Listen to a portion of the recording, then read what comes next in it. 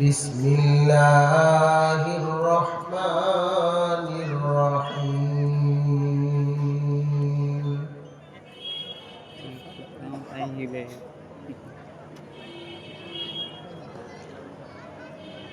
الحمد لله نحمده ونستعينه ونستغفره ونؤمن به ونتوكل عليه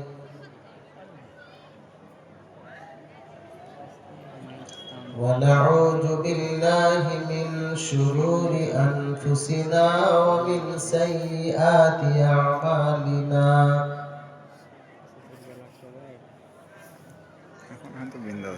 من يهده الله فلا مضل له ومن يضلله فلا هادي له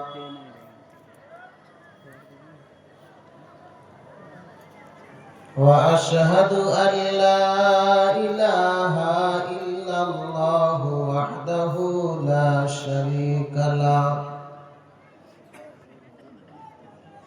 ونشهد أن محمدا عبده ورسوله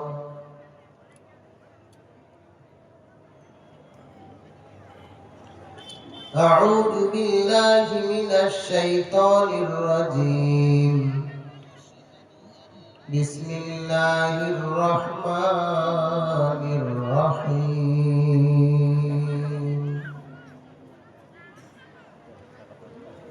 واعتصموا بحبل الله جميعا ولا تفرقوا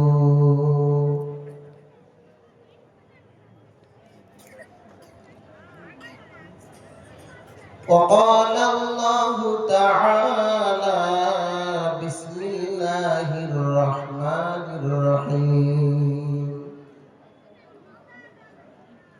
والذين يؤمنون بما أنزل إليك وما أنزل من قبلك وبالآخرة هم يوقنون صدق الله العظيم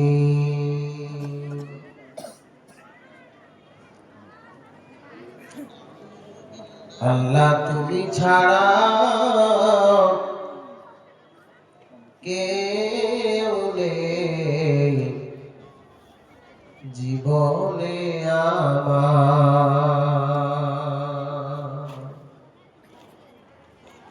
আল্লাহ তুমি ছাড়া কেউ নেই জীবনে আমার ওগো তোমার খেলা বুঝতে পারে তোমার খেলা বুঝতে পারে সাধ্য আছে কার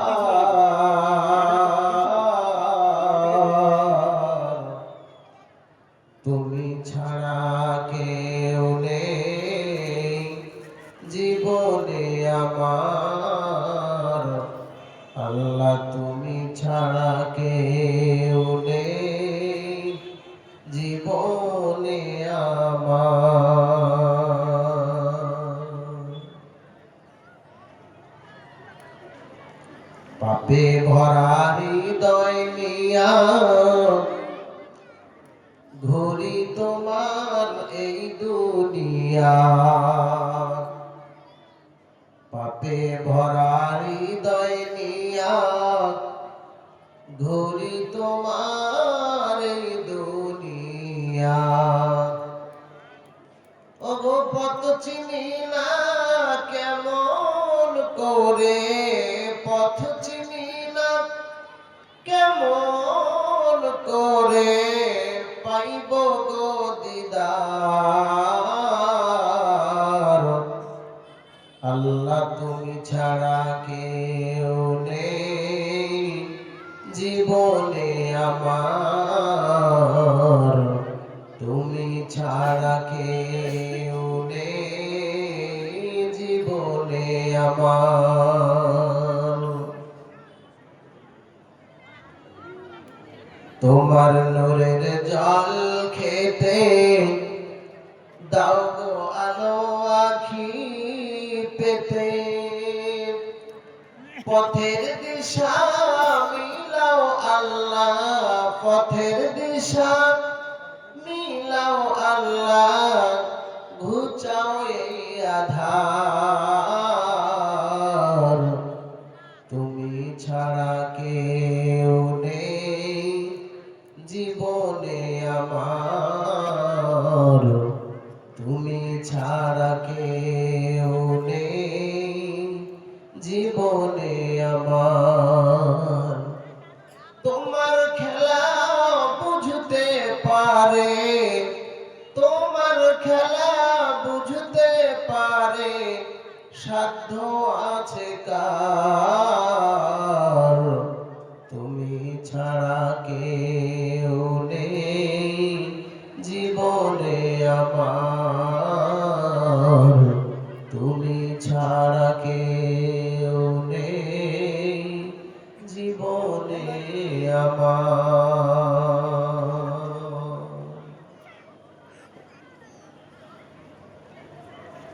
সম্মানিত সভাপতি সাহেব, উপস্থিত উলামা ইকরাম, দিনদার মুসলমান ভাইরা, বাবাজিরা, পর্দানিশী মা আমার বোনেরা, আমি প্রথমে একবার আপনাদেরকে সালাম দিয়েছি, আর একবার সালাম দিই, জোরে আপনারা উত্তর দেবেন। আসসালামু আলাইকুম ওয়া রাহমাতুল্লাহি ওয়া বারাকাতুহু। মহান আল্লাহ পাকের কাছে লাখো লাখো শুকরিয়া, যিনি দূর থেকে আপনাদের সম্মুখে উপস্থিত করিয়ে আপনাদের সম্মুখে কিছু কথা বলার জন্য তৌফিক দিয়েছেন। সেই সাথে সেই কথাগুলো আপনাদেরকে শোনার জন্য এখানে ধৈর্য নিয়ে বসার তৌফিক দান করেছেন। আমরা প্রত্যেকেই আল্লাহর শুকরিয়া জ্ঞাপন করি। সবাই বলুন আলহামদুলিল্লাহ। আল্লাহর প্রশংসার পরে পরে আল্লাহ পাকের মনোনীত নবীর প্রতি দরুদ ও সালাম বর্ষিত হোক, নাজিল হোক, অবতীর্ণ হোক। সবাই বলুন আলহামদুলিল্লাহ। আল্লাহুম্মা আমিন। আল্লাহুম্মা সাল্লি আলাইহি, আল্লাহুম্মা বারিক আলা সাল্লাল্লাহু আলা মুহাম্মদ সাল্লাল্লাহু আলাইহি ওয়াসাল্লাম।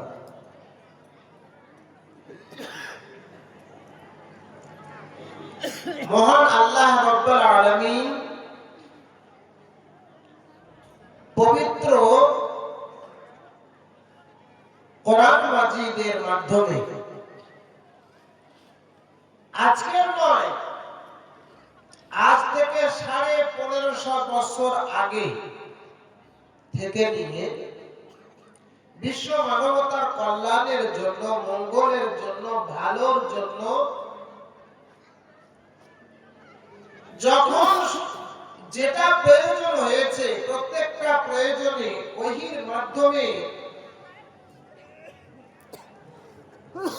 নবী মুহাম্মদ সাল্লাল্লাহু আলাইহি ওয়াসাল্লামের দ্বারায় ভালো মন্দ সব কিছু এই দুনিয়াতে কোরআন হিসাবে একটা পুস্তক আমাদেরকে দিয়ে গেছে। সেই পবিত্র কোরআন হচ্ছে একটা গাইড বুক। আপনি পকেটে একটা মোবাইল ব্যবহার করছেন, এই যুগে প্রত্যেকের একটা করে মোবাইল। তো মোবাইলটা যখন আমি বা আপনি দোকান থেকে কিনে প্যাকেটটা যখন আমাকে খুলে মোবাইলটা দেখিয়েছিল, সেই দোকানদার ওখানে একটা বই ছিল। কি ছিল? বই রাখা ছিল। সেই বইটা হচ্ছে একটা নির্দেশকমূলক বই। মানে আমি মোবাইলটা কেমন করে ব্যবহার করব, কেমন করে চালাবো, কটা এখানে অপশন আছে, সব কিছু বুঝাবার জন্য ওই বইটাই হচ্ছে আমার জন্য একটা গাইড বুক। কোম্পানি কিন্তু বাড়িতে এসে আমাকে আর শিখাতে আসবে না। কোম্পানি আসবে, আপনার আমার বাড়িতে আসবে যে ভাই আপনার চালানোটা ঠিক হচ্ছে না, তো আমি আপনার জন্য এসছি, আপনি এইভাবে চালান। আসবে কি বাড়িতে? আল্লাহ পাক বিশ্ব মানবতার কল্যাণের জন্য, মঙ্গলের জন্য, শান্তির জন্য তিনি একটা গাইড বুক হিসাবে কোরআন মাজিদ ওহীর মাধ্যমে 23টি বছর ধরে যখন যেটা প্রয়োজন হয়েছে আল্লাহ পাক জানিয়ে দিলেন। সেই কোরআনটা আমাদের কাছে এখন আছে না নবী মুহাম্মদ সাল্লাল্লাহু আলাইহি সাল্লাম নিয়ে চলে গেছেন? আছে না নিয়ে চলে গেছেন? তো আল্লাহ পাক সেই কোরআনের মধ্যে একটা আয়াত দিয়ে বিশ্ব মানবতাকে এক জায়গায় হওয়ার একটা বার্তা আল্লাহ পাক দিয়ে দিয়েছেন। কি দিয়েছেন? আল্লাহ পাক বলছেন ওয়াতাসিমু বিহাবলিল্লাহি জামিআন ওয়া লা তাফাররাকু।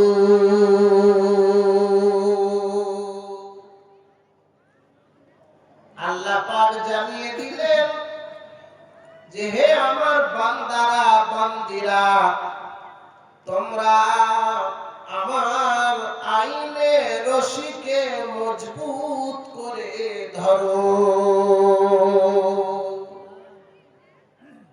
আল্লাহর যে হুকুম বা অর্ডার, সেই হুকুম বা অর্ডার হচ্ছে একটা রশি, একটা দড়ি।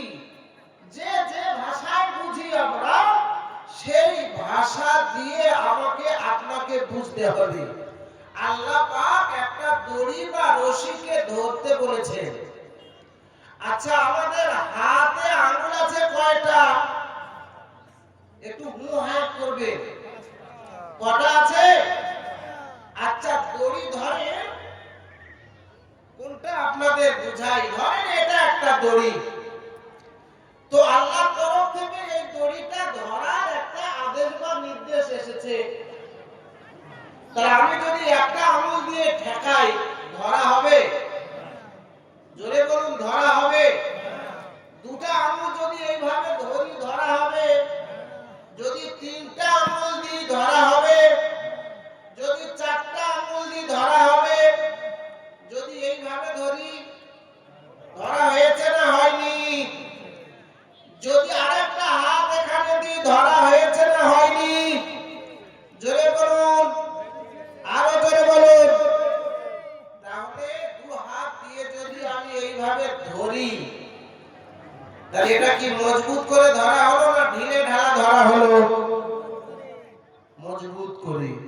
তো আল্লাহ পাক এখন নয়, আজ থেকে 1550 বছর আগে থেকে এই আয়াত দিয়ে আমাকে আপনাকে প্রত্যেককে জানিয়ে দিয়েছে যে তোমরা আমার আইনের রশিকে মজবুত করে ধরো।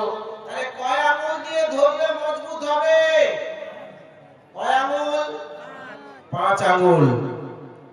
মনে রাখবেন, কিন্তু মনে রাখার জন্য আমি বারবার বলছি যে এক আঙুল দিয়ে ধরলে হবে না, 2 আঙুল নয়, 3 আঙুল নয়, 4 আঙুল নয়, 5 আঙুল দিয়ে ধরলে তবে মজবুত করে ধরা হবে। তাহলে আল্লাহ পাক আমাদের কাছে কয় ওয়াক্ত নামাজ দিয়েছেন? 1 ওয়াক্ত, ধরেন একটা আঙুল। 2 ওয়াক্ত, দুটো আঙুল। 3 ওয়াক্ত, 3টে আঙুল। 4 ওয়াক্ত, 4টে আঙুল। 5 ওয়াক্ত, 5 ওয়াক্ত, 5টা আঙুল। কিছু লোক আছে, ওরা শুধু সকালবেলায় ফজর নামাজ পড়তে আসে। কিছু মানুষ আছে শুধু সকালবেলা ফজর নামাজ পড়তে আসে। আমি উদাহরণ দিলাম, ধরেন ফজর নামাজ একটা আঙ্গুলের সমান, ধরা হবে কি? জোহর নামাজ কিছু মানুষ পড়ে, তাহলে দুটো আঙ্গুলের সমান, ধরা হলো?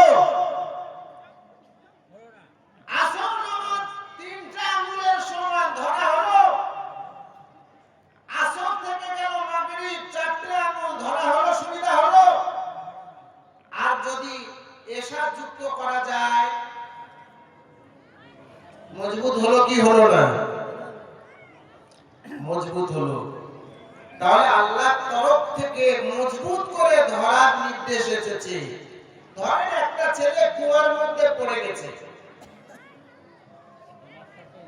বেদ বলছে পরদোষ কথা বিরল কল্প সেও জনম দোষিতম কিলস্বতী।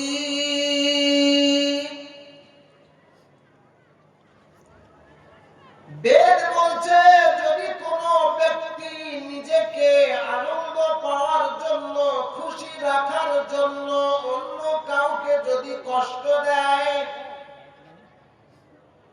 তাহলে প্রকৃত কষ্ট পায় সেই ব্যক্তি যে নিজেকে আনন্দ উপভোগ করে।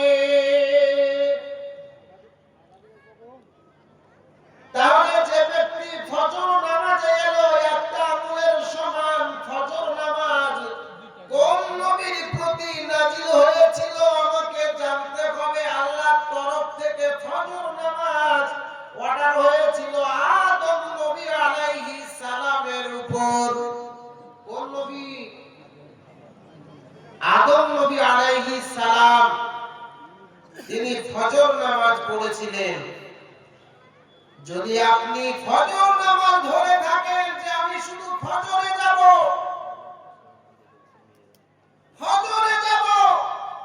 তাহলে আপনি আদম নবীর অনুসারী। এক আঙ্গুল দিয়ে ধর্মটাকে আপনি ধরতে চাইছেন। আল্লাহর অর্ডার হয়েছে 5 আঙ্গুল দিয়ে ধরা, আপনি বলছেন আমি এক আঙ্গুল দিয়ে ধরে থাকবো।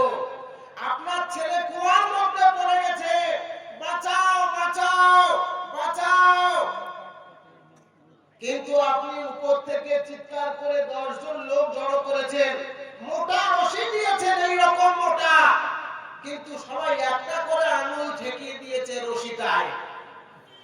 বাচ্চাটাকে কি বাঁচানো যাবে না ও মরবে? আচ্ছা, আমার কথা আপনারা কি বুঝতে পারছেন কি পারছেন না? যারা যারা পারছেন একটু আগে আসতে পারবেন। এই যে সামনে ফাঁকা আছে, লোকজন অনেকেই দাঁড়িয়ে আছে, একটু আগে আসেন তো দেখি। মোটে 1 ঘন্টা আমার টাইম, খুব বেঁচে কথা বলতে হবে, বুঝলেন? সভাপতি সাহেবের বলেই দিয়েছেন যে কোরআন হাদিসের বাইরে বলা যাবে না। আচ্ছা মা বোন, আপনারা বসে আছেন পর্দার মধ্যে, তো আপনারাও একটু আগে আসুন, ভালো হয়। পিছনে যারা আছে তাদেরকে একটু বসার জায়গা করে দেন। হ্যাঁ, দেখেন আমরা যখন নামাজে দাঁড়াই, নামাজের কাতার ফাঁকা রাখি না, কেন জানেন? আপনাদের জ্ঞানীগুণী মানুষ, বেশি বুঝাতে হবে না। কেন আমরা ফাঁকা রাখি না? একজন ঢুকে যাওয়ার জন্য। কে বলেন তো? শয়তান। তাহলে শয়তান সেই জায়গায় ঢুকে যাবে বলে সেই জন্য আমরা কি করি? ফাঁকা রাখি না। স্বামী আর স্ত্রীর বিছানা ফাঁকা রাখতে নেই। কোন স্বামী কোন ছেলে নতুন বিয়ে করেছে, বিয়ে করার পরে বউ থাকে 2 তলায় আর স্বামী থাকে 1 তলায়, নিচের তলায়। সম্পর্কের মাঝখানে শয়তান ঢোকার সম্ভাবনা বেশি না কম? সেই জন্য স্বামী স্ত্রীর বিছানা এক জায়গায় হওয়া উচিত না দূরত্ব হওয়া উচিত? এক জায়গায়। তার মানে ফাঁকা রাখলে কে ঢুকবে? শয়তান। কোরআন হাদিসের আলোচনা যেখানে হবে, ফাঁকা রাখলে কে ঢুকবে? একটু আগে 2 জায়গায় কে ঢুকলো? কে ঢুকলো? তো আপনি ভাবছেন এখানে ঢুকতে পারবে না, কি ঢোকার ক্ষমতা নাই? যেমন ব্যারিকেড দিয়েছি, হ্যাঁ, তো এখানে ঢুকতে পারবে না। দয়া করে সবাইকে একটু সুযোগ করে দেন, যেন যারা জালসার উদ্দেশ্যে এসেছেন শোনার জন্য, সবাই যেন একটু করে বসার চান্স পায়। সেজন্য আপনাদের অনুরোধ করা হচ্ছে। আমি যদি মনে করি যে আমি চেয়ারে বসেছি, এখানে আমার শিকড় ছেড়ে গেছে, বাবা হিলছি না, হেলবো না, তাহলে তো হবে না। রাগ করলেন নাকি? সেই জন্য সবাই একটু সরে আসুন, যারা জায়গা পান না একটু ফাঁকা দেখে বসে যান। তাহলে কি বলছিলাম? যে ছেলেটা কুয়ার মধ্যে পড়ে গেছে, সেই ছেলেটাকে তোলার জন্য 10 জনকে আপনি ডেকেছেন। ডেকে একটা করে আঙুল ঠেকিয়ে দিয়েছে, বাচ্চাটা তোলা সম্ভব নয়। ইমাম সাহেব নামাজে দাঁড়িয়েছে, মুয়াজ্জিন আযান দিয়েছে, তাকবীর দিয়ে নামাজ চালু হয়েছে। দেখে গ্রামের মোড়ল এসেছে জোহর নামাজে, ফজরে আসে না। তাহলে আমাকে আপনাকে জানতে হবে জোহর নামাজ কোন নবীর উপরে আল্লাহ অর্ডার করেছিলেন। নবী ইব্রাহিম আলাইহিস সালামের উপরে আল্লাহ পাক অর্ডার করেছিলেন। নমরুদ নামে একজন কোন কুখ্যাত ব্যক্তি, যিনি ইব্রাহিম নবীকে আগুনে পুড়িয়ে দেওয়ার জন্য ফেলে দিয়েছিল, আর আগুনের মধ্যে বসে ইব্রাহিম নবী আল্লাহর কাছে তিনি সাহায্য চেয়েছিলেন। কার কাছে সাহায্য চেয়েছিলেন?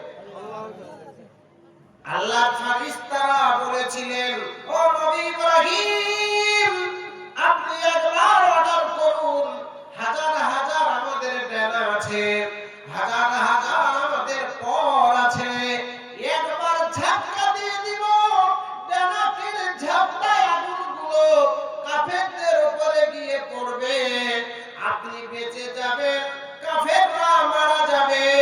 ইব্রাহিম নবী বলেছিলেন, আমি যে আল্লাহর ইবাদত করি, লা তাকুতুহু সিনাতু ওয়ালা নাউম, আমার আল্লাহর ঘুমের প্রয়োজন হয় না।